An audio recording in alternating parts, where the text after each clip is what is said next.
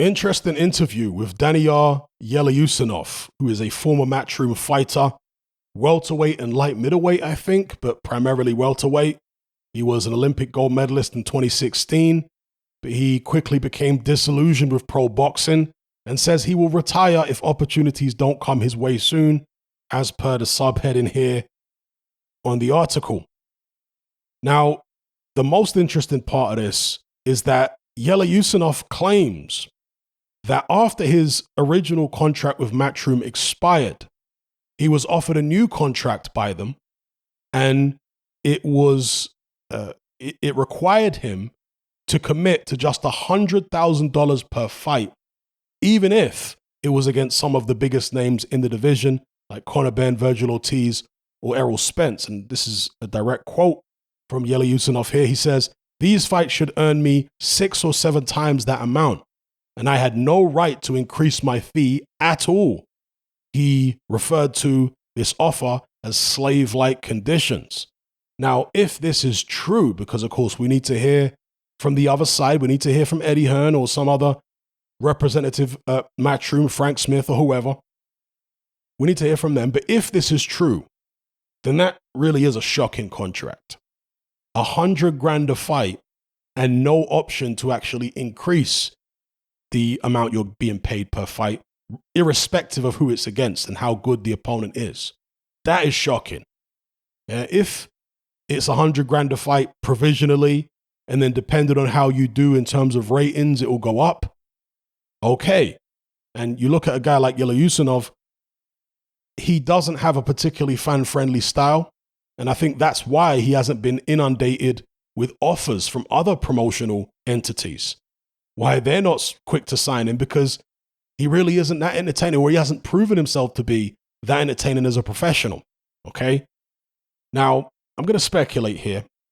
Let's say that Matchroom paid Yeleussinov way over the odds, right? Way more money than he brought back for them. So they basically lost loads of money on Yeleussinov during his original contract. What if they said to themselves, look, we need to recover some of the money that we've lost on this guy? Because, we did, I don't know, several million or whatever. We lost several million during his first contract. So we can only give him a real measly contract second time around in order to be able to justify to the people higher up the totem pole signing this guy again. Maybe that was the thinking. You guys let me know what you think in the comments below. Another possibility is that there was some type of ill feeling between Matchroom and Yeleussinov, and this offer was basically an offer that he couldn't accept, in the sense that they didn't want him to accept it. They gave him a deliberately lowball offer, knowing he wouldn't accept it because they don't want him anymore. Do you know what I mean? They see him maybe as a burden, or perhaps there was some type of dispute behind the scenes that got a little ugly. And Matchroom said, you know what? We're not even going to offer him anything serious. If he wants to come back with us, there you go. Take $100,000 to fight, and that's all you're getting. Do you know what I mean? Who knows? I would like to see Eddie Hearn interviewed on this particular topic, because from a PR perspective, this looks terrible for Eddie Hearn and Matchroom when a former fighter is coming out and claiming that he was offered this type of contract, $100,000 a fight, and it doesn't increase no matter what the opponent is. Another possibility, again, I have no idea if this is true, I'm just speculating here, is that the $100,000 would be his baseline purse. Now, again, this kind of contradicts what he said in the interview, because he said there was no option for the $100,000 to go up.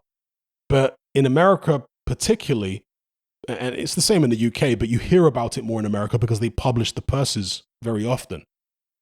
They get a baseline purse, and sometimes the baseline purse will be just a few $100,000. But then they get a cut of pay-per-view revenue on top. Or in the case of DAZN, they may get a cut of the subscription revenue in the run-up to one of their fights.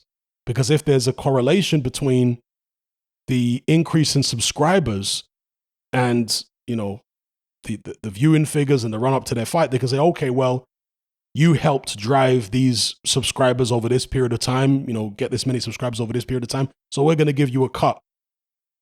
I believe Canelo originally was on some type of deal like that with DAZN when he was still with Oscar De La Hoya. So yeah, anyway, let me know what you guys think in the comments below about this interview with Yeleussinov where he claims Matchroom tried to put him on a slave contract. Is this why Lawrence Okolie came out and said what he said about Eddie Hearn? Is he on something like this? I have to imagine not, but you never know. I don't know what goes on behind the scenes. I don't know what's in those contracts. I'd love to know, but I don't know. So let me know what you guys think in the comments.